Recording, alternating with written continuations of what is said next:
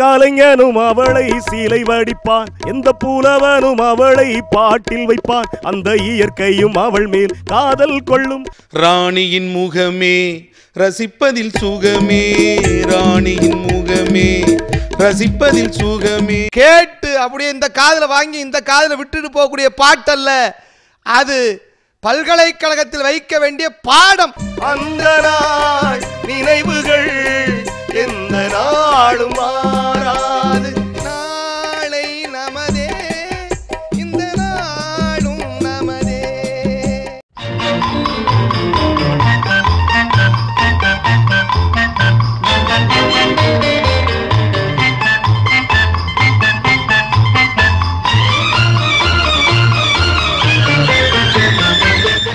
அந்த உலகம் பிறந்தது எனக்காகங்கிறப்ப சோம்பி படுத்து கிடக்கிறான்ல, எனக்கு இனிமே ஒண்ணுமே இல்லடா, என் வாழ்க்கையில எல்லாம், இன்னும் ஒரு சில பேர் அப்படித்தான் இருக்கான், என் வாழ்க்கையில எதுவுமே இல்லைன்னு நினைக்கிறான் தெரியுமா. இந்த பாட்டை தினமும் காலையில ஒரு தடவை கேட்டான்னா உலகம் பிறந்தது எனக்காகன்னு தன்னுடைய வேலைகளை செய்ய ஆரம்பிச்சிருவானே, அப்படி ஒருத்தனுக்கு வழிமுறையை காட்டியது அந்த பாடல். எம்ஜிஆர் அவர்களுடைய பின்பற்றி வாழ்வதற்கான அந்த பாடல்னு சொல்லியிருக்காரு. இல்லை இல்லை என்றென்றும் மக்கள் தர்க்கம் எம்ஜிஆர் அவருடைய பாடல் என்பது இன்புற்று மகிழவே என்று பேசுவதற்காக அந்த அணியினுடைய நிறைவு பேச்சாளர் வாங்க இலோனா அவர்கள். முப்பொழுதும் தெவிட்டாத தெள்ளமுதா முத்தமிழை முத்தமிட்டு வணங்குகிறேன். இந்த அற்புதமானது ஒரு பட்டிமன்றத்தை உலகமெங்கும் ரசித்துக் கொண்டிருக்கிற அற்புதமான ரசிக பெருமக்களை மீண்டுமாய் வணங்கி, பொழுதுபோக்கிற்காக நடத்தப்படுகின்ற நிகழ்ச்சிகளுக்கிடையே சமுதாயத்தை சற்றே பழுது பார்க்கக்கூடிய நிகழ்ச்சிகளாக தொகுத்து வழங்கிக் கொண்டிருக்கிற பொதிகை தொலைக்காட்சி நிலையத்தை மீண்டுமாய் வணங்கி, ஆயிரம் ஆயிரம் நட்சத்திரங்கள் மின்னித் திரிந்த திரைவானில் துருவ நட்சத்திரமாக பிறந்தார். கீழ்வானம் சிவக்கும் என எச்சரித்து இருள் விளக்கும் ஒரு விடிவெள்ளியாய் பிறந்தார். எப்பேற்பட்டவருங்க, வங்க கடலோரும் துகிலுறும் தலைமகனாக இருக்கிறார். எண்ணங்கள் மட்டுமே சிதறி கிடந்த திரை வெளிச்சத்தில் வண்ணப்பூக்களாய் விரிந்த முகம், வறுமையில் வாடிய அன்றாடங்காய்ச்சிகளாக வாழ்ந்து கொண்டிருந்த ஏழைகளின் வதனத்திலே புன்னகை பூக்க வைத்த முகம்ங்க. எப்பேற்பட்ட அழகு முகம் அவரு. இன்புற்று மகிழவேன்னு பேச வந்திருக்கேன் நடுவர் அவர்களே. எப்பேற்பட்ட அழகு முகம், அந்த முகத்தை பார்த்தாலே இன்பம் பொங்கும்யா. முதல்ல ஒரு மனுஷன் ரசிக்கணும், ரசிச்சாதானே பின்பற்ற முடியும். அத்தனை ஆயிரம் பேர் கைதட்டி விசில் அடிச்சு ரசிச்சாங்கன்னா என்ன காரணம்? அதுக்கப்புறமா தான் பின்பற்ற முடியும். டக்குன்னு எப்படி ஃபாலோ பண்ண முடியும்? நான் கேட்கிறேன். ரசிக்கணுங்க. சந்திரோதயம் திரைப்படத்துல அடடடா அவரோட அழகை பத்தி கவிஞர் வாலி கொடுத்திருப்பாரு பாருங்க. இளம் சூரியன் உந்தன் வடிவானதோ, செவ்வானமே உந்தன் நிறமானதோ, பொன் மாளிகை உந்தன் மனமானதோ, என் காதல் உயிர் வாழ இடம் தந்ததோ, இளம் சூரியன் உந்தன் வடிவானதோ, செவ்வானமே உந்தன் நிறமானதோ, பொன் மாளிகை உந்தன் மனமானதோ, என் காதல் உயிர் வாழ இடம் தந்ததோ, சந்திரோதயம் ஒரு பெண்ணானதோ, செந்தாமரை இரு கண்ணானதோ. எப்பேற்பட்ட பாடல் வரிகள் நடுவர் அவர்களே. புரட்சி தலைவர்களுடைய நடையை ரசிக்காதவங்க யாராவது இருக்க முடியுமா? அடடடா, நீங்க சொன்னீங்க ஒரு மனிதனை பார்க்கும் பொழுது துள்ளல் வரும் சொன்னீங்க. புரட்சி தலைவரை பார்த்து என்னைக்குமே நடிகர்கள் ரசிகர்கள் சோகமா கூட ஏத்துக்கவே மாட்டாங்கங்க. சந்தோஷம் தான் படணும், குதியாட்டம் அப்படியே குதிக்கணும். ஆழம் விழுது அப்படியே புடிச்சுக்கிட்டு வந்து ஹீரோயினை காப்பாற்றும் பொழுது என்ன நினைச்சாங்க? கெட்டவன் யாராவது ஒரு பெண்ணையோ இல்ல ஒரு அபலை பெண்ணையோ வந்து ஏதாவது துன்புறுத்தும் பொழுது காப்பாத்தணுங்கிறத பின்பற்றுனாங்க தான். ஆனா பின்பற்றுறாங்கிறதுக்காக தியேட்டர்ல எந்திரிச்சு எல்லாரும் சல்யூட் பண்ணாங்க நினைக்கிறீங்களா? தலைவர் வந்துட்டாரு, உடனே விசில் அடிச்சாங்க, உடனே கை தட்டினாங்க, ரசிச்சாங்க நடுவர் அவர்களே, இன்புற்று மகிழ்ந்தாங்க நடுவர் அவர்களே. வள்ளுவன் சொல்றான், நெஞ்சத்தவர் காதலராக வெய்துண்டல் அஞ்சுதும் வேம்பா கரிந்து. காதலி சொல்றாளாம், என் மனசுக்குள்ள என் நெஞ்சத்துக்குள்ள என்னுடைய காதல் இருக்கிறதுனால சூடா ஏதாவது சாப்பிட்றதுக்கு பயமா இருக்குதுடி, அவருக்கு சுற்றுமோன்னு. இந்த வெயில்ல சூடா சாப்பிட்டா நல்லா தான் இருக்கும். இந்த வெயில்ல இருக்கட்டுங்க, காதலன் நெஞ்சத்துக்குள்ள இருக்கிறதுனால காதலனுக்கு சுற்றுமோன்னு காதலி பயப்படுறாளாம். இத போய் நீங்க ஏதாவது பின்பற்ற முடியுமா? முடியாது. 18 வயசுல ரசிக்கணும். ரசித்தால் தானே அங்க பின்பற்ற முடியும். கடையேழு வள்ளல்களுக்கு அடுத்து 8வது வள்ளல்னா ஐயா பேசிட்டு போயிருக்கிறாரு. உண்மையாவே 8வது வள்ளல் தாங்க. ஆனா எல்லாருக்கும் எட்டக்கூடிய ஒரு வள்ளலாக திகழ்ந்தார் என்றால் அவர் தாங்க புரட்சி தலைவர். பாடல் கொடுக்குறாங்க. கொத்தோடு முத்தாடு வஞ்சி கொடியை தொட்டு தொடர்வது என்ன, கொத்தோடு முத்தாடு வஞ்சி கொடியை தொட்டு தொடர்வது என்ன, அந்தி மாலை பொழுதில் காதல் நினைவை கொட்டி அழப்பதும் என்ன, அந்தி மாலை பொழுதில் காதல் நினைவை கொட்டி அழப்பதும் என்ன, ஊரும் உறவும் அறியும் வரையும் கண்கள் மட்டோடு, ஊரும் உறவும் அறியும் வரையும் கண்கள் மட்டோடு, மணமாலை தோளில் சூடும் நாளில் கைகள் தொட்டாடு, மணமாலை தோளில் சூடும் நாளில் கைகள் தொட்டாடு. தங்க பதக்கத்தின் மேலே ஒரு முத்து பதித்தது போலே உந்தன் பட்டு கன்னங்களின் மேலே நானும் தொட்டு கொடுத்திடலாமோ, நீயும் விட்டு கொடுத்திடலாமோ.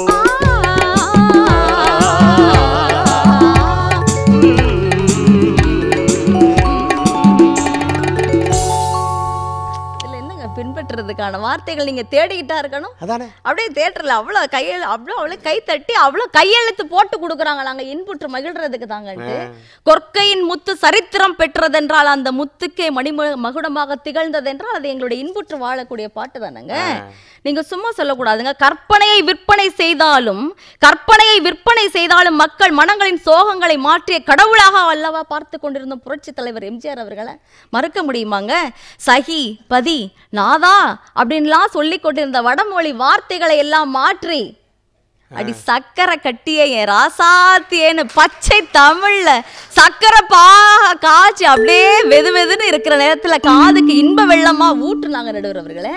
பாக காய்ச்சி காதுல ஊத்தப்படாது, இதமாக இருக்கும் பொழுதுன்னு தான் சொன்னேன் நானு. நல்லா காதுல உள்வாங்க, எதிரணி எஃபெக்ட்லயே இருக்காதீங்க தயவு செய்து. சரிமா. ஆமா. உறவை சொல்லி நான் வரவோ உங்குதட்டில் உள்ளது தரவோ, உறவை சொல்லி நான் வரவோ உங்குதட்டில் உள்ளது தரவோ, மாலை மயக்கம் தீரும் வரைக்கும், மாலை மயக்கம் தீரும் வரைக்கும் வாரி கொடுப்பேன் பாவா. மடியை தேடி வந்து விழவோ இந்த மாப்பிள்ளை அழகுக்கு அழகோ, மடியை தேடி வந்து விழவோ இந்த மாப்பிள்ளை அழகுக்கு அழகோ, காலை வரையில் சேலை நிழலில், காலை வரையில் சேலை நிழலில் கண்கள் உறங்கிட வாவா. கொடுத்த மனசுக்கும் எடுத்த மனசுக்கும், கொடுத்த மனசுக்கும் எடுத்த மனசுக்கும் கேள்வி என்ன, ஜாடை என்ன, கேள்வி என்ன, ஜாடை என்ன, தேவையில்லை அச்சம். அத்தை மகனே அத்தானே உன் அழகை கண்டு நான் பித்தானே, தென்றல் அடிக்கும் தோட்டத்திலே நான் பூத்திருக்கும் முல்லை கொத்தானே. ஆக சக்கரை கட்டி ராஜாத்தி என் மனச வச்சுக்கோ காப்பாத்தி, சந்தன பெட்டி மேனியில சொல்லு சாஞ்சுக்கவா என் மகராசி. ஆஹா ஓஹோ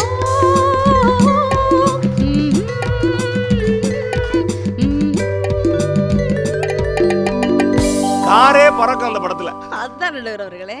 அப்படியே கேட்டு கேட்டு இன்பத்தால திளைச்சு போகலையாங்க, நீங்க மறக்க முடியுமா? ஆனா வந்து அப்படி இந்த அண்ணன்லாம் வந்து அவங்களுடைய குடும்பத்தை பத்தி சொல்லிட்டு போனாங்க. சக்கரை கட்டி ராஜாத்தியன்லாம் பாட்டு கொடுத்துருக்காங்களேங்க. எனக்கு அவ்வளவு சந்தோஷமா இருந்துச்சு நடுவர் அவர்களே. எங்க அப்பா என் வீட்டுக்கார என்னோட கணவனை பத்தி அவ்வளவு பெருமையா எல்லாரும் முன்னாடி பேசிட்டு இருந்தாரு. என் மருமைக மாதிரி ஒரு தங்கமான மருமையை வேற யாருக்குமே கிடைக்காதுன்னு சொல்லிட்டு இருந்தாரு. அந்த நேரத்துல என் வீட்டுக்கார அந்த இடத்துல இல்லை. எங்க உங்களை தாங்க எங்க அப்பா அவ்வளவு பெருமையா சொல்லிட்டு இருந்தாருங்க. தங்கமான மருமைக வேற யாருக்குமே கிடைக்காதுன்னு உங்களை தாங்க சொல்லிக்கிட்டு இருக்காங்க. அவரு பொய் சொல்றாருமா, அவரு பொய் சொல்றாரு, எனக்கு நல்லா தெரியும். என்னங்க இப்படி சொல்றீங்க? தங்கமான மருமகை சொன்னார்லங்க. நான் தான் தங்கமான மருமகைன்னு தெரியுது இல்லம்மா. அப்புறம் எதுக்கு உன் தங்கச்சி 2 பேத்துக்கு வேற பக்கம் மாப்பிள்ளை பாக்குறாருன்னு கேக்குறாருங்க. இன்னும் பெரிய மனசு போல இருக்கு நடுவர் அவர்களே. இன்னைக்கு இப்பேற்பட்ட குடும்பங்களை கூட சந்தோஷத்தை விளைவிக்குதுன்னா அது எங்களுடைய இன்புற்று மகிழக்கூடிய பாட்டு தாங்க. ஏன்னா புரட்சி தலைவர் அவர்களுடைய வாயிலிருந்து புறப்படுகின்ற சாதா வார்த்தைகளும் சாகா வார்த்தைகளாக வரம் பெற்று விடுகின்ற நடுவர்களே. நீங்க இதை மறுக்க முடியுமா? ஒரு வாத்தியார் வகுப்புல பாடம் எடுத்துக்கிட்டு இருக்கிறார். அவள் மயில் போல ஆடினாள் அப்படின்னு ஒரு உருவகப்படுத்தி வகுப்படுத்திக்கிட்டு இருக்கிறாரு. ஒரு சுட்டி பையன் எந்திரிச்சான், அறிவாளியான பையன். சார் ஆடுனது அவனா அவளா? அவள் மயில் போல ஆடினாள்ற தம்பி. அது எப்படி சார்? ஆண் மயில் தானே தோகையை விரிச்சுக்கிட்டு ஆடும், பெண் எப்படி ஆட முடியும்னு கேட்குறான். பெண் மயில் ஆடும். கோபம் வர நேரத்தில் நீங்க சொல்லுவீங்க.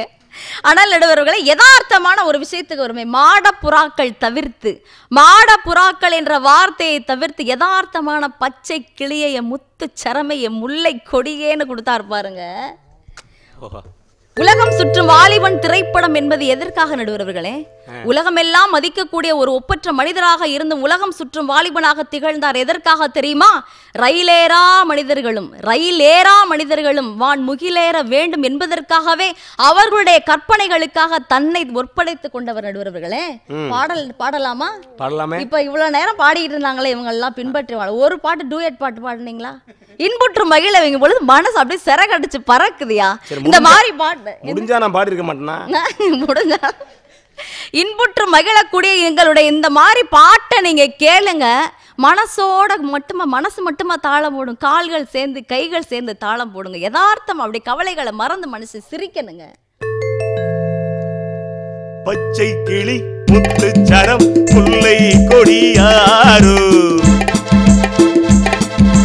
பச்சை கிளி முத்து சரம் முல்லை கொடியாரோ, பாவை என்னும் தேரில் வரும் தேவன் மகள் நீயோ.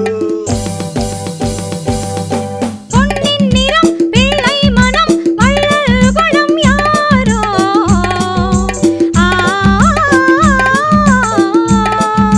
பொன்னின் நிறம் பிள்ளை மனம் வள்ளல் குணம் யாரோ, மன்னன் என்னும் பேரில் வரும் தேவன் மகள் நீயோ. பொன்னின் நிறம் பிள்ளை மனம் வள்ளல் குணம் யாரோ, மன்னன் என்னும் பேரில் வரும் தேவன் மகள் நீயோ.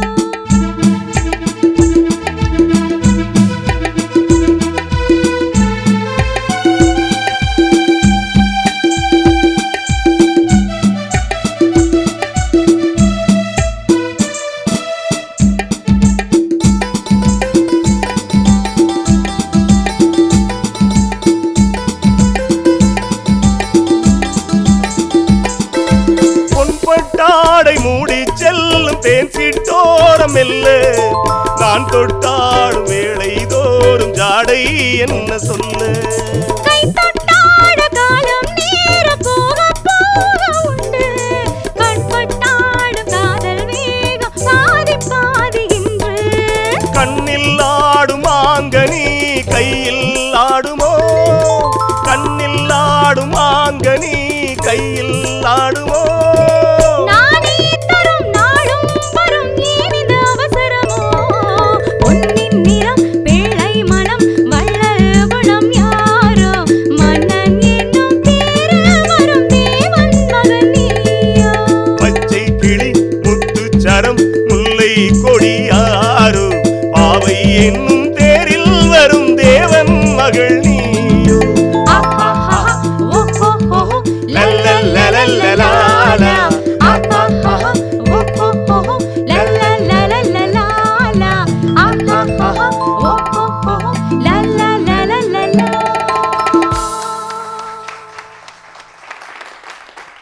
இந்த பாட்டு ரெண்டு விஷயம்தான். யார் தாளம் போட மாட்டாங்கன்னா, ஒன்று மனநிலை பாதிக்கப்பட்டவன், இன்னொன்று மூச்சு நின்னவன். இந்த ரெண்டு பேரை தவிர வேற யாரா இருந்தாலும் தாளம் போட வைக்கக்கூடிய பாட்டு. நிச்சயம் நடுவர்களே, காதலியே ஆனாலும் கண்ணியம் கடைபிடிக்கக்கூடிய ஒரு கொள்கை யார்கிட்டங்க இருந்துச்சு? மறக்க முடியுமா? அட மகாதேவி. மின்னாமல் முழங்காமல் வருகின்ற மழை போல் சொல்லாமல் கொள்ளாமல் வந்தது என் கலையே. மின்னாமல் முழங்காமல் வருகின்ற மழை போல் சொல்லாமல் கொள்ளாமல் வந்தது என் சிலையே. கண்மூடும் வேளையிலும் கலை கண்டு மகிழும் கண்ணாளன் கற்பனையின் சிலை இந்த உலகே.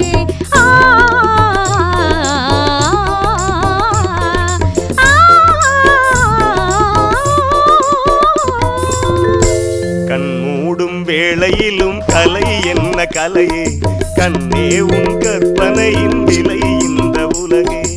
ஆ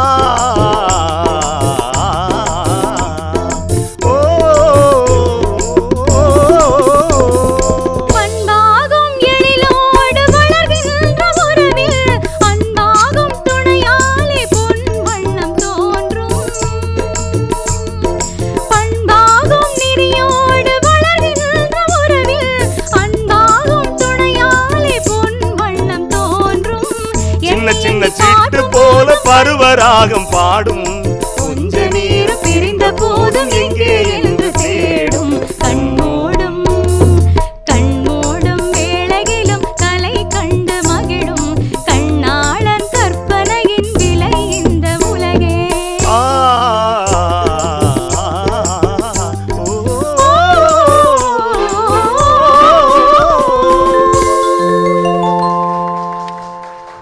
நடுவர் அவர்களே, காரணமே தெரியாத மாயை செய்யக்கூடியதாங்க எங்களுடைய இன்புற்று மகிழக்கூடிய பாடல். நடுவர்களே, உங்களுக்கு கடைசியா ஒரே ஒரு சிறிய ஒரு ஆப்ஷன் உங்களுக்கு கொடுக்கலாம்னு நினைக்கிறேங்க. ஆப்ஷன்? ஆமா, வேம்பும் மருந்துதான் தேனும் மருந்துதான்.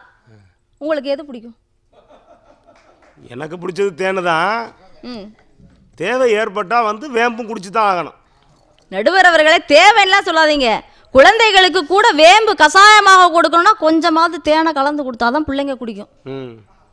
முறிவு ஏற்பட்டாலும் பட்டுரும். முறிவெல்லாம் நீங்க இப்போதைக்கு தீர்மானிக்க முடியாது நடுவர்களே. மக்கள் தீர்மானிக்க வேண்டும் என்பதை தாங்களே கருத்தாக அதையும் ஏற்றுக்கொள்ள வேண்டும் என்பதை கூறிக்கொண்டு வாய்ப்பிற்கும் வாய்மொழி கேட்டமைக்கு மிக்க நன்றி கூறி விடைபெறுகிறேன். நன்றி, வணக்கம். ரொம்ப அழகா பேசியிருக்காங்க. இன்னைக்கு துள்ளல் இல்லைன்னா வாழ்க்கை கிடையாது இல்லைங்க. முதல்ல ரசிக்கணும். எதா இருந்தாலும் ரசிச்சுட்டு அதுக்கு பிறகுதான் பின்பற்றலாமா வேண்டாமான்னு முடிவு பண்ண. முதல் வேலை ரசிக்கணும். இப்போ ரசிக்கிறதுங்கிறப்ப அவர் மிகச்சிறந்த ரசிகராக இருந்தார் எனக்கு தெரிஞ்ச. நீ இதே வினை படம் சங்கர் கணேஷ் மெட்டு போட்டுக்கிட்டு இருக்காங்க. மெட்டு போடுறவர் கண்ணை மூடி கேட்டுக்கிட்டு இருக்காரு. அப்படி கேட்டுட்டு இதே வினை கேட்டுட்டே இருக்காங்க. முதல் சொல்கிறாரு அடுத்த மெட்டு அடுத்த மெட்டு அடுத்த மெட்டு ஒன்றா கேட்டுகிட்டே இருக்கார். கண்ணை மூடி கேட்டுக்கிட்டே இருக்கும்போது இவங்களும் போட்டு சலிச்சிட்டாங்க. 16 மெட்டு போட்டாங்க. போட்டு சலிச்சுட்டு இப்போ எல்லாம் முடிச்ச பிறகு கண்ணை திறந்து சொன்னார், இந்த 4ஆவதா போட்டியில் மெட்டு அதை பல்லவியாக வச்சுக்க, இந்த 2ஆவதா போட்டி இல்லை அதை முதல் சரணத்துக்கு வச்சுக்க, இந்த 16ஆவதா போட்டி இல்லை மெட்டு அதை 2ஆவது சரணத்துக்கு வச்சுக்க. இப்படி வரிசையாக சொன்னார். சொன்ன உடனே சங்கர் கணேஷே ஆடிட்டாங்க. அவர் கிட்டத்தட்ட 1500 கீர்த்தனைகள் தெரியும் அப்படின்னாங்க. ரசித்து ருசிக்கணும். பாட்டே ரொம்ப வித்தியாசமாக இருக்கும். பொன்னந்தி மாலை பொழுது பொங்கட்டும் இந்த நினைவு, வண்ணத்தின் தோகை என்ற மேனியோ, பள்ளிக்குள் என்று சொல்லும் பார்வையோ, கொஞ்சி சிரித்தாள் என் நெஞ்சை பறித்தாள், கொஞ்சி சிரித்தாள் என் நெஞ்சை பறித்தாள். பொன்னந்தி மாலை பொழுது பொங்கட்டும் இந்த நினைவு. மாறி மாறி தாவி தாவி போகும் அந்த பாட்டு. அப்போ அந்த அளவுக்கு ரசிச்சாதான் முதல்ல இன்புற்றாதான் அப்புறம் பின்பற்ற முடியும்னு பேசியிருக்காங்க. அடுத்து நிறைவு பேச்சாளர், நிறைவான பேச்சாளர், என்றென்றும் மக்கள் திலகம் எம்ஜிஆர் அவருடைய பாடல்கள் என்பது இன்புற்று மகிழ அல்ல, அது பின்பற்றி வாழவே என்று பேசுவதற்காக மங்கையர்க்கரசி அவர்கள் வாங்க. வந்தாயே தாயே வாமகளே என்றாயே, தந்தாயே நாவில் சரம் சரமாய் தமிழ் பாடல். உன்னை மறப்பேனா உன்னை பாடாதிருப்பேனா, என்னை எரித்தாலும் எரியும் தமிழ் தீயில் உன்னைத்தான் காணும் உலகம் தமிழ் தாயே. சின்ன மகள் உன்னை சிரம்தாழ்த்தி வணங்குகின்றேன். அன்னை தமிழுக்கு அன்பு வணக்கம். புரட்சித் தலைவர் எம்ஜிஆரின் பாடல்கள் இன்புற்று மகிழ அல்ல, பின்பற்றி வாழவே என்று எங்களனுக்கே தீர்ப்பு கூற காத்து கொண்டிருக்கும் நடுவர் அவர்களே, நான் சொல்லவே இல்லையம்மா. பின்பற்றிதான் வாழ வேண்டும். பின்பற்றும் பாடல்கள் தான் அதிகமாக புரட்சி தலைவர் எம்ஜிஆர் இந்த சமுதாயத்தில் தந்திருக்கார் நடுவர் அவர்களே. இன்பம் எப்பவும் வரும், மனிதன் எப்படியும் வாழலாம், ஆனால் இப்படித்தான் வாழ வேண்டும் என்று சொல்லியவர் புரட்சி தலைவர் எம்ஜிஆரின் பாடல்கள் நடுவர் அவர்களே. எவள் இல்லை என்றால் நீ இந்த பூமியிலே பிறந்திருக்க முடியாதோ, எவளை இழந்துவிட்டால் நீ மறுபடியும் பெற முடியாதோ, அவளே உன்னை பெற்ற தாய். உள்ளே உயிர் வளர்த்து உதிரத்தால் பால் கொடுத்து அள்ளியிடும் போதெல்லாம் அன்பையே சேர்த்தெடுத்து தொல்லை தனக்கென்றும் சுகமெல்லாம் நமக்கென்றும் சொல்லாமல் சொல்லி நிற்கும் தேவதையின் கோவிலது நடுவரவர்களே தாய். அந்த தாயை பற்றி நம்முடைய புரட்சி தலைவர் எப்படி சொன்னார் தெரியுமா? பாட்டு பின்பற்றி வாழ. ஜீவநதியாய் வருவாள் என் தாகம் தீர்த்து மகிழ்வாள், ஜீவநதியாய் வருவாள் என் தாகம் தீர்த்து மகிழ்வாள், தவறினை பொறுப்பாள் தர்மத்தை வளர்ப்பாள் தரணியிலே புகழ் சேர்த்திருப்பாள், தவறினை பொறுப்பாள் தர்மத்தை வளர்ப்பாள் தரணியிலே புகழ் சேர்த்திருப்பாள். தாயில்லாமல் நான் இல்லை, தானே எவரும் பிறந்ததில்லை, எனக்கு ஒரு தாய் இருக்கின்றாள் என்றும் என்னை காக்கின்றாள், தாயில்லாமல் நான் இல்லை. நடுவர் அவர்களே, எண்கள் இல்லாமல் கணிதம் இருக்கலாம், எண்கள் இல்லாமல் கணிதம் இருக்கலாம், பெண்கள் இல்லை என்றால் இந்த மனிதம் இல்லை. நடுவர் அவர்களே, எந்த மண்ணின் மைந்தனாக இருந்தாலும் அவன் ஒரு பெண்ணின் மைந்தனாகத்தான் இருப்பான். அப்படித்தான் செல்லும் இடம் எல்லாம் புரட்சி கவிஞர் புரட்சி தலைவர் எம்ஜிஆர் அவர்கள் தன்னுடைய தாயின் கல்லறையை தொட்டு கும்பிட்டு வணங்கிட்டு தான் போவாராம். அப்படி ஒரு மனிதன் பின்பற்றி வாழும்படியான பாடல்களை தந்தவர் எம்ஜிஆர் பாடல்கள் தான். நடுவர்களே, இன்புற்று மகிழலாம். வாழ்க்கையில என்னெல்லாம் என் வீட்டுக்காரர் எப்பவும் வர்ணிப்பார். கண்ணே, உன் முகத்தில் உள்ளது முத்துக்களா இல்லை மாதுளம்பழம் வித்துக்களா அம்பர். நான் சொல்லேன், இதெல்லாம் எங்க அப்பன் வீட்டு சொத்துக்கள்.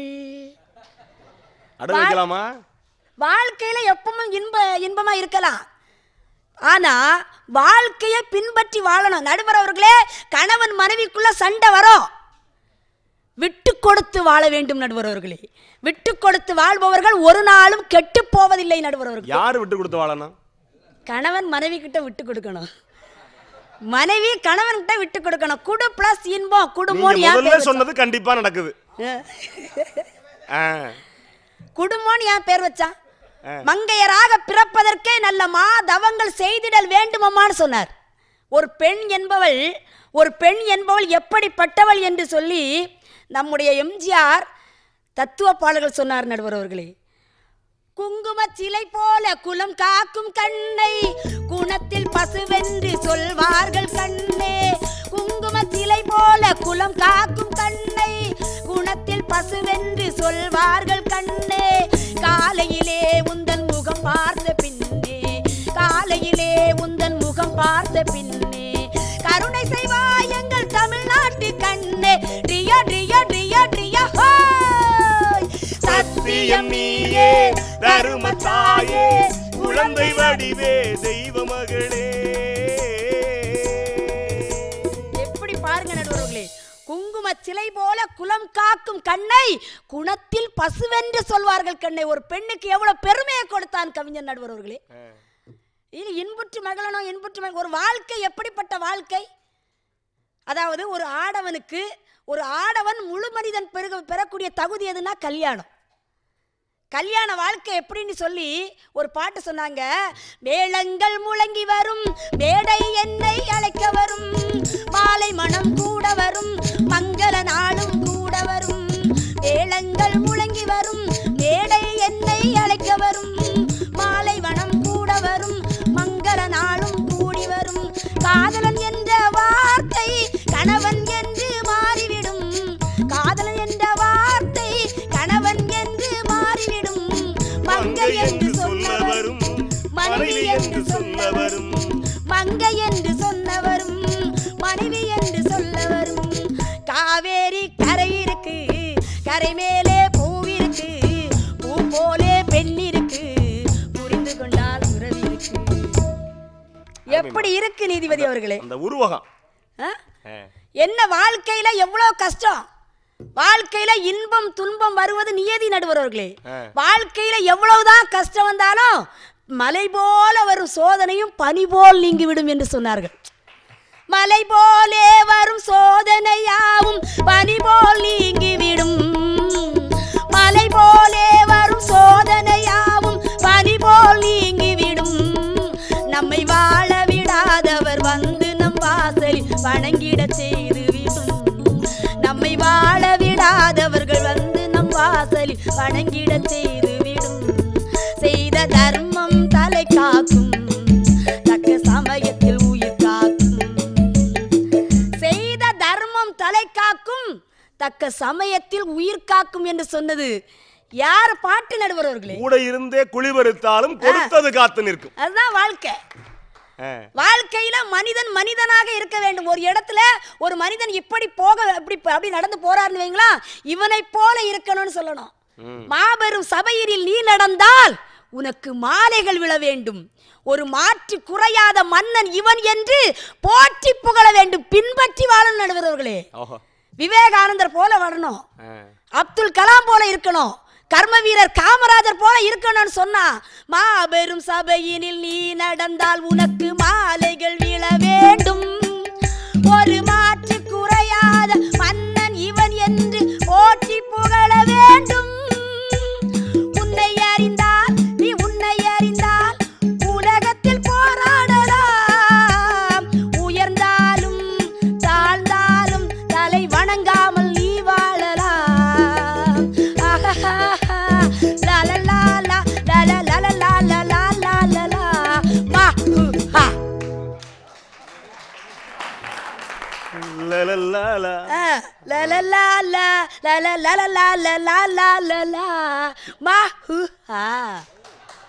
ஏமா முடிக்கலாமா? பின்பற்றி வாழணுன்றவர்களே. ஒரு குழந்தை செல்வம் எப்படி இருக்கணும்? அன்னையிடம் நீ அன்பை வாங்கலாம், தந்தையிடம் நீ அறிவை வாங்கலாம். அன்னையிடம் நீ அன்பை வாங்கலாம், தந்தையிடம் நீ அறிவை வாங்கலாம். இரண்டும் இருந்தால் பேரை வாங்கலாம், பேரை வாங்கினால் ஊரை வாங்கலாம். நல்ல நல்ல பிள்ளைகளை நம்பி இந்த நாடே இருக்குது தம்பி. சின்னஞ்சிறு கைகளை நம்பி ஒரு சரித்திரம் பிறக்குது தம்பி. சொன்னவர் யாரு நடுவர்களே? நம்முடைய மக்கள் தலைவர், புரட்சி தலைவர் எம்ஜிஆர் பின்பற்றி வாழக்கூடிய பாட்டை தந்தாரு. இன்புற்றி எப்பவும் மகிழலாம், வாழ்க்கையில இன்பம் எப்பவும் வரலாம்.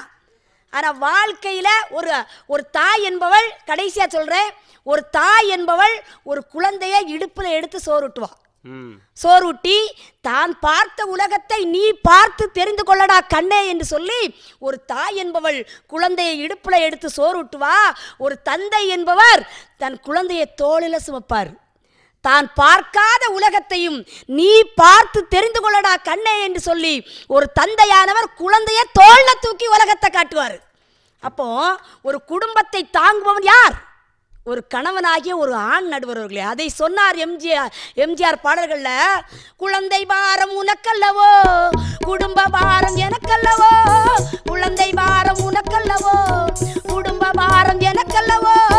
கொடியிடையின் பாரம் எல்லாம் 10 மாத கணக்கல்லவோ. குழந்தையுடன் மனைவியையும் ஒருவனாக சுமக்கின்றேன். சுமப்பதிலே சுகமென்று மனதுக்குள்ளே ரசிக்கின்றேன். காது கொடுத்து கேட்டேன் அகா குவா குவா சத்தம். இனி கணவனுக்கு கிட்டாது குழந்தைக்குத்தான் முத்தம். இனி கணவனுக்கு கிட்டாது குழந்தைக்குத்தான் முத்தம் என்று சொல்லி ஒரு குடும்பத்தில் ஒரு கணவன் மனைவி இப்படித்தான் வாழணும் என்று சொல்லி கொடுத்த பாடல்கள் எல்லாம் பின்பற்றி வாழக்கூடிய பாடல்களே என்று வாய்ப்பளித்த அனைவருக்கும் நன்றி கூறி, புரட்சி தலைவரின் பாடல்கள் இன்புற்று மகிழ அல்ல, பின்பற்றி வாழவே என்று வாய்ப்பளித்த அனைவருக்கும் நன்றி கூறி அமர்கிறேன். அன்பு வணக்கம். நல்லா பேசியிருக்காங்க.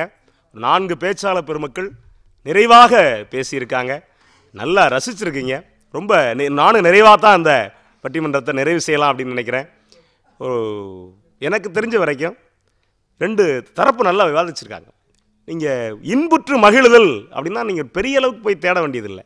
ரசிக்கிறது, சந்தோஷமாக இருக்கிறது, வாழ்க்கையை அனுபவிக்கிறது. முதல்ல வாழ்க்கையை எவனவனெல்லாம் அனுபவிக்க கற்றுக்கொள்கிறானோ அவன் அடுத்தவனுக்கு கற்றுக் கொடுக்கிறான்.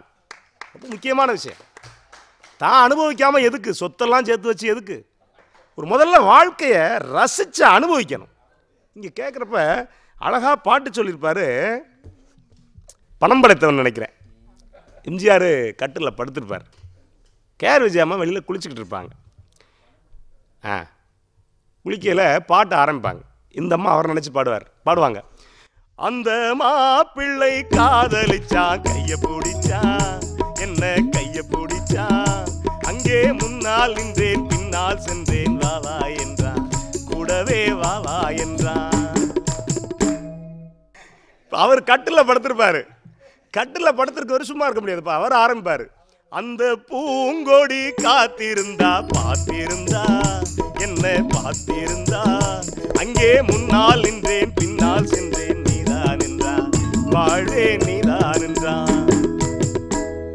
இப்போ அவரு அங்க இருந்து வருவாரு, இந்த அம்மா குளிச்சுக்கிட்டு இருந்தவங்க உள்ள வருவாங்க, வீட்டுக்குள்ள 2 பேரும் சந்திப்பாங்க. நீங்க படத்தை பார்த்தீங்கன்னா தெரியும், 2 பேரும் தொட்டுக்க கூட மாட்டாங்க. இப்போ இந்த அம்மா ஆரம்பிப்பாங்க, கண்ணுரங்க பாய் விரிச்சான், கொடியிடையில் காய் வரிச்சான், கண்ணுரங்க பாய் விரிச்சான், கொடியிடையில் காய் வரிச்சான், குத்து விளக்க குறைச்சு வச்சான், கொதிச்சிருந்தேன் குளிர வச்சான், பக்கத்திலே நான் இருந்தேன், பக்கத்திலே தான் இருந்தா.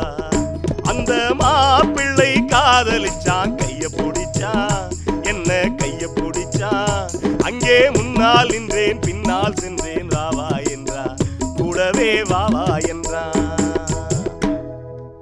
இந்த பாட்டில் வார்த்தை எடுத்து பார்த்தீங்கன்னா, கண்ணுரங்க பாய் விரிச்சான், கொடியிடையில் காய் வரிச்சான், குத்து விளக்க குறைச்சி வச்சான், கொதிச்சிருந்தேன் குளிர வச்சான், வெக்கத்திலே நான் இருந்தேன், பக்கத்திலே தான் இருந்தான். எப்படி இருக்கும்னா, கடைகளில் வேலை செய்வாங்க, மேலே 250 ரூபான்னு ஒரு அமௌண்ட் போட்டிருக்கும், தொகை போட்டிருக்கும், கீழே ராணா ஈனா ஊனான்னு போட்டிருக்கும். இந்த ராணா ஈனா ஊனாங்கிறது கடை முதலாளிக்கு, கடையில் வேலை பார்க்குறவங்களுக்கும் தெரியும். இந்த 150 250ங்கிறது நமக்கு தெரியும். இந்த 150 ராணா ஈனா ஊனா நமக்கு தெரிஞ்சால் என்ன ஆகும், 15 நாளில் கடை காலியாகி போயிடும். அப்போ அந்த ரேட்டுக்கு நம்ம கேட்போம். அப்போ 18 வயதுக்கு மிகுந்தவங்களுக்கு இந்த வார்த்தை புரியும், அந்த வார்த்தையோட ரசம் புரியும். 18 வயதுக்கு கீழே உள்ளவனுக்கு அந்த வார்த்தையோட ரசம் புரியாது, ஆனால் ரசிப்பான். அதுதான் புரட்சித் தலைவர் எம்ஜிஆர் அவருடைய பாடல்கள் அப்படிங்கிறது. நீங்கள் சொல்லிக்கிட்டே போயிட்டு இருக்கலாம், அப்படியே பாடலை பற்றி நிறையா சொல்லிட்டு போயிட்டு இருக்கலாம். நீங்கள் அவருக்கு அந்த வள்ளத்தன்மையை கற்றுக் கொடுத்தது மரியாதைக்குரிய NSK அவர்கள்னு சொல்லுவாங்க. NSK இவர் நடந்து போய்கிட்டு இருக்காங்க, கன்னியாகுமரி மாவட்டத்தில் தான் நினைக்கிறேன். நடந்து போயிட்டு இருக்கும்போது இவர் செருப்பு அருந்தும்போது விட்டு வந்துடுறார். அடுத்த நாள் NSK கிட்ட சொல்கிறாரு, அண்ணா எனக்கு ஒரு செருப்பு வாங்கணும் அப்படின்றாரு. இந்த செருப்பு நல்லா இருக்கான்னு பாரு அப்படின்னு கொடுக்குறாரு.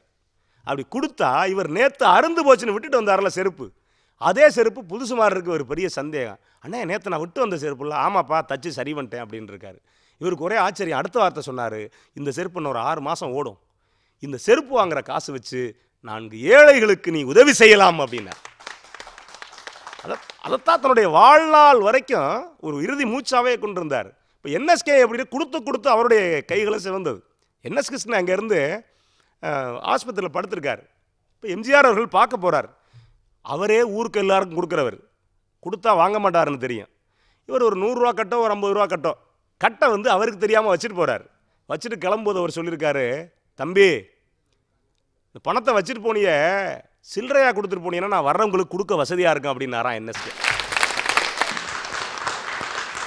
அப்போ இந்த வள்ளத்தன்மை இருக்குல்ல, வாலி பாட்டு எழுதுறார், நான் அளவோடு ரசிப்பவன். அடுத்து வரி தெரியல, இது வாலியே சொன்ன விஷயம், வரி தெரியல, முழிச்சுக்கிட்டே இருக்காரு. இப்போ கலைஞர் அவர்கள் உள்ளே வர்றார். உள்ளே வரும்போது என்னப்பா அப்படி உட்காந்துருக்க அப்படின்றாரு. இல்லை எம்ஜிஆர் அவர்களுக்கு பாட்டு எழுதிட்டேன், நான் அளவோடு ரசிப்பவன், வரி தெரியலைன்றாரு. சரி அவருக்கு தானே, அடுத்தவர் ஈஸியாக போடு, எதையும் அளவின்றி கொடுப்பவன், சரியா போச்சு அப்படின்றாரு. அடுத்த நாள் எம்ஜிஆர் அவர்கள் வாலியை பார்த்துட்டு கட்டி பிடிச்சிட்டு முத்தம் கொடுக்குறாரு. அருமையாக இருக்காண்டவனே அப்படின்னு முத்தம் கொடுக்குறாரு. இந்த முத்தம் நீங்கள் எனக்கு கொடுக்க வேண்டியதில்லை, நீங்கள் கலைஞருக்கு தான் கொடுக்கணும். ஏன் அப்படின்னு கேட்டிருக்காரு. அவர் தான் நான் அளவோடு ரசிப்பவன் போட்டேன், அவர் தான் எதையும் அளவின்றி கொடுப்பவன் அப்படின்னு போட்டார் அப்படின்னாரு. அந்த வள்ளத்தன்மை இருந்ததுனால தான் இந்த அளவுக்கு கொடுக்க முடியும். இப்போ இன்புற்று வாழ்றதுலையும் ஒரு சந்தோஷம். ஒரு விஷயத்தை சொல்லலான்னு நினைக்கிறேன். மூடி திறந்த இமை 2 பார் என்றன, முந்தானை காற்றில் ஆடிவாவா என்றது, ஆடி கிடந்த கால் 2 நில் என்றன, ஆசை மட்டும் வாய் திறந்து சொல் என்றது. மூடி திறந்த இமை 2 பார் என்றன, முந்தானை காற்றில் ஆடிவாவா என்றது. இந்த பாட்டு எங்கே இருந்து எடுத்திருப்பாங்கன்னா, இமை தன்னால் திறக்கும், முந்தான காற்றுல ஆடுதே, காற்றுல ஆடுறது வா வான்னு கூப்பிட்ற மாதிரியா இருக்கும்? நினச்சா கூப்பிட்றது மாதிரி இருக்கும். நினச்சவங்களுக்கு கூப்பிட்றது மாதிரி இருக்கு. இதில் சொல்லியிருப்பான், போருளந்தெடுத்த ஆரையில் நெடுங்குறி வாரல் என்பன போல் மறித்து கை காட்ட அப்படின்னு இருப்பான். இப்போ சிலப்பதிகாரத்தில் இளங்கோ கோவலனும் கண்ணகியும் மதுரைக்கு போகிறாங்க. போகும்போது மதுரையில் இருக்க கொடி அசைஞ்சுக்கிட்டு இருக்கு. அசைகிற கொடி என்ன செய்யுதுன்னா, இங்கே வராத உனக்கு பிரச்சனை, இங்கே வராத உனக்கு பிரச்சனை அப்படின்னு கை காட்டுறது மாதிரி இருக்கு அப்படிங்கிறாரு இளங்கோவடிகள். இதே கம்பன்கிட்ட கேட்குறப்ப கம்பன் என்ன சொல்கிறான்னா, ராமன் மிதிலைக்கு போகிறான் சுயம்வரத்துக்கு. மிதிலைக்கு போகிறப்ப எல்லா இடத்துலையும் எல்லா தர்பார்லையும் கொடி பறக்கும். இப்போ மிதிலையில் கொடி பறக்குது. ராமனை பார்த்து அந்த கொடி என்ன செய்யுதம்னா, ஐயனை ஒல்லை வா என்று அழைப்பது போன்றதம்மா. அங்கே என்ன சொல்கிறான்னா, அந்த கொடி ராமா வா உனக்கு ஏற்ற பொண்ணு இங்கே இருக்கா, ராமா இங்கே வா உனக்கு ஏற்ற பொண்ணு இங்கே இருக்கா அப்படின்னு அந்த கொடி அசைஞ்சு வான்னு கூப்பிடுது. இந்த கொடி அசைஞ்சு வராதேன்னு கூப்பிடுது. அப்படின்னா அது கொடியில் உள்ள பிரச்சனை இல்லை, மனசு எப்படி இருக்கோ அது மாதிரி தான் கொடி. அதை மாதிரி முந்தானை காற்றிலாடி வா வா வா வா என்றது. அப்படின்னா நீங்கள் அதே மாதிரி இலக்கிய செறிவையும் போட்டிருப்பாங்க. இப்போ ஒரு பக்கம் நீங்கள் பார்க்கும்போது இந்த பாடல் என்பது இன்புற்று மகிழவே சரி. அப்போ பின்பற்றி வாழ்கிறது இல்லையா அப்படின்னா, பின்பற்றி வாழ்கிறதுனா எம்ஜிஆர் அவருடைய பாடல்கள் என்பது அதிக அளவு பின்பற்றி வாழ்கிறது தான். நாடோடி மன்னன் படம் எடுத்தாங்க. நாடோடி மன்னன் படம் எடுக்கிறப்ப எல்லாத்தையும் விற்றுட்டார். விற்று அடகு வச்சு தான் படத்தை எடுத்துக்கிட்டு இருக்காங்க. எல்லோரும் கேள்விப்பட்ட செய்தியாக இருக்கலாம். படத்தை எடுத்துக்கிட்டு இருக்கும்போது திடீர்னு சக்கரபாணிக்கு தகவல் வருது. அவங்க அண்ணன் எம்ஜி சக்கரபாணிக்கு தகவல் வருது, 1 லாரி கயிறு வேணும் அப்படின்றாங்க. இவர் உச்சபட்டமான கோபத்தில் இருக்கார். என்னன்னா என்ன ஆக போகுதுன்னு தெரியலை, படமாக எடுத்துக்கிட்டு இருக்காரு, ரிலீஸ் ஆகுதான்னு தெரியலன்னு சொல்லிட்டு இருக்கையில் 1 லாரி கயிறு வேணுங்கிறப்ப அவர் சொல்கிறாரு, ஏப்பா அவ்வளோ பேரை தூக்கு போட்டு சாக போகிறீங்க அப்படின்றார் இந்த உச்சபட்ச கோபத்தில். இப்போ அப்படி இருந்த படம் ரிலீஸ் ஆகுது. ரிலீஸ் ஆகப்ப ஆனந்த விகடன் விமர்சனம் எழுதுது, கண்ணுக்கு இனிமை, காதுக்கு இனிமை, கருத்துக்கு இனிமை, ஆனால் காசுக்குத்தான் நஷ்டம் அப்படின்னு எழுதுது. ஏன்னா இந்த படம் என்பது ஒரு முறை பார்த்தால் மீண்டும் மீண்டும் பார்க்க தூண்டும் அப்படின்னு எழுதுறாங்க. இதை பார்த்த உடனே பல பேர் ஓடி ஓடி அடித்து போய் படத்தை பார்க்குறான். போடி நாயக்கனூரில் ஒரு ரசிகர் என்ன சொன்னா, படம் பார்க்குறதுக்காக காசு இல்லை. காசு இல்லைன்ன உடனே தன்னுடைய இரத்தத்தை எடுத்து வித்துட்டு படம் பார்க்குறான். இது மரியாதைக்குரிய மக்கள் தலைவர் அவர்களுக்கு தெரியுது. தெரிஞ்ச உடனே அடுத்த நாளே வண்டி ஏறி போயிட்டார்.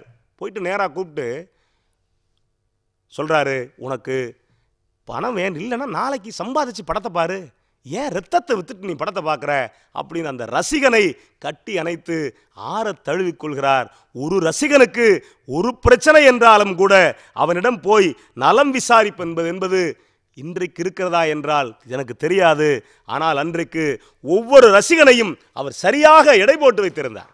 அதனால தான் ரசிகர்கள் எப்படி சும்மா இருக்க முடியுமா, ஒருத்தர் ஈர்க்க முடியுமா, ஒருத்தரை ஈர்க்க முடியுமா? கேட்குறப்ப தன்னுடைய விஷயங்களை ரொம்ப அழகாக சொல்லியிருப்பார். சொல்லும்போது, ஒன்றே குலமும் ஒருவனே தேவனும் நன்றே நினைமின் நமனை நானாமே அப்படின்னு இருப்பார் திருமூலர். ஒன்றே குலமும் ஒருவனே தேவனும் நன்றே நினைமின் நமனை நானாமே அப்படின்னு இருப்பார். இதை எங்கே கொண்டு வந்திருக்கலாம் அப்படின்னா, கொள்கைக்கிலே கொண்டு வந்திருப்பார். பாவம் என்னும் கல்லறைக்கு பல வழி என்றும் தர்மதேவன் கோயிலுக்கு ஒரு வழி. பாவம் என்னும் கல்லறைக்கு பல வழி என்றும் தர்மதேவன் கோயிலுக்கு ஒரு வழி. அந்த வழியொன்றில்தான் இந்த வழி காணலாம், நாளை வரலாறு நமக்காக உருவாகலாம். ஒன்றே குலம் என்று பாடுவோம், ஒருவனே தேவன் என்று போற்றுவோம். அன்பு வடிவமாக அன்னை இதயமாக வந்து வழிகாட்ட வேணும் என்று வணங்குவோம். ஒன்றே குலம் என்று பாடுவோம், ஒருவனே தேவன் என்று போற்றுவோம். தன்னுடைய கொள்கை விஷயங்களை சொல்லும்போது நீங்கள் எப்பவுமே சோர்ந்து கிடக்கிறவனை அவனை தட்டி எழுப்பணும். எழுப்பும்போது மீனவன் படம் இன்னைக்கு எனக்கு நான் சின்ன பிள்ளையில் பார்த்தது. இப்போ நீங்கள் நினச்சியெல்லாம் கூட ஷார்ட்டை எடுத்துட்டு திரிவார். எடுக்கும்போது பட்டினியால் தினம் ஒட்டிய வயிறு பாதையில் தவிக்குதடா, தினம் பாவிகள் ஆனவம் பஞ்ச என் உயிரை தினம் தினம் பறிக்குதடா. பட்டினியால் தினம் ஒட்டிய வயிறு பாதையில் தவிக்குதடா, தினம் பாவிகள் ஆனவம் பஞ்ச என் உயிரை தினம் தினம் பறிக்குதடா. மாறினால் மாறட்டும், இல்லையேல் மாற்றுவோம், தீமைகள் யாவையும் கூண்டிலே ஏற்றுவோம் அப்படின்னு இருப்பார். எதை கூண்டில் ஏற்ற வேண்டுமோ, எதெல்லாம் சரியில்லையோ அவற்றை கூண்டில் ஏற்ற வேண்டும் அப்படின்னு இருப்பார். ஒரு பாடலை சொல்லி நான் நிறைவு செய்யலாம் அப்படின்னு நினைக்கிறேன். அடிமைகள் இருக்கான்ல, அடிமைகளில் பல வகையான அடிமைகள் இருக்கு. தான் அடிமைன்னு கடைசி வரைக்கும் தெரியாத அடிமைகள் நிறைய பேர் இருக்கா. நான் அடிமை தெரியாம செத்து போயிடுறேன், அது வேற. ஒரு சில பேர் நான் அடிமை நினச்சிக்கிட்டு காலையிலே கிடப்பான். அவன் எப்போதும் வெளியில் வர நினைக்கிறான். ஆனால் எல்லாருக்கும் தெரியும், அவனுக்குமே தெரியும் நான் அடிமை தான் அப்படின்னு. ஆனால் வெளியில் வர நினைக்க மாட்டான். என்னன்னா அவனுக்கு தேவையான வசதியெல்லாம் அந்த அடிமை வாழ்க்கையில் கிடைச்சி போகுது. அதனால் பேசாமல் இருக்கான். எவனெல்லாம் யோசிக்கிறானோ, இப்போ யோசிக்கிறவன் அந்த அடிமை வாழ்க்கையிலிருந்து வெளியில் வரணும் அப்படின்னு நினைப்பான். எவனெல்லாம் யோசிக்கிறானோ, யோசிக்கிறவனுக்கு மட்டுமல்ல, எவனெல்லாம் காலடியில் கிடக்கிறானோ அவனுக்கு கூட இந்த பாடலை கேட்டால் அவன் துள்ளி குதித்து அடிமை தலையை விட்டு வெளியில் வர வேண்டும் என்றால் இந்த பாட்டு தான். இன்னைக்கு வரைக்கும் நீங்க ரொம்ப அழகா இருக்கும். அடிமையின் உடம்பில் ரத்தம் ஏதற்கு, தீனம் அச்சப்பட்ட கோழைக்கு இல்லம் ஏதற்கு. அடிமையின் உடம்பில் ரத்தம் ஏதற்கு, தீனம் அச்சப்பட்ட கோழைக்கு இல்லம் ஏதற்கு. கொடுமையை கண்டு கண்டு பயம் ஏதற்கு, கொடுமையை கண்டு கண்டு பயம் ஏதற்கு. நீ கொண்டு வந்தது என்னடா மீசை முறுக்கு. நெஞ்சம் உண்டு நேர்மை உண்டு கொடு ராஜா, நேரம் வரும் காத்திருந்து பாரு ராஜா. பெரியோர்களே, நண்பர்களே, மக்கள் திலகம் எம்ஜிஆர் அவருடைய பாடல்கள் என்பது முதலில் இன்புறுவதற்கான பாடல்கள் தான். அவை இன்புறுகிற போது அதிலும் ஒன்றிரண்டு செய்திகளை வைத்து ஒரு மனிதன் பின்பற்றி வாழ்வதற்கான எல்லா வகைகளையும் சொல்லும். அவருடைய பாடல் எனக்கு தெரிந்து இன்றைக்கு பல்வேறு பாடல் வருது, காதில் கேட்க முடியாது. ஆனால் காதல் பாடல் இருந்தால் கூட அந்த காதல் பாடலிலும் கண்ணியத்தை வைத்து, இலக்கிய செறிவை வைத்து, நேரடியாக பல பாடல்கள் மக்களுக்கு வழிகளை சொல்வதாக இருக்கும். ஆகவே எந்த வகையில் பார்த்தாலும் என்றென்றும் அவருடைய பாடல் முழுமையாக இன்புற்று மகிழ்வது ஒருபுறம் இருந்தாலும் பின்பற்றி வாழவே என்று சொல்லி இதை நீங்களும் ஏற்பீர்கள் என்ற நம்பிக்கையோடு இந்த நிகழ்ச்சியை வழங்கி இருக்கக்கூடிய பொதிகை தொலைக்காட்சிக்கும், பேச்சாளர் பெருமக்களுக்கும், இசையமைப்பாளர்களுக்கும், இந்த நிகழ்ச்சியை கேட்டு சுவைத்த உங்களுக்கும் நன்றி பாராட்டி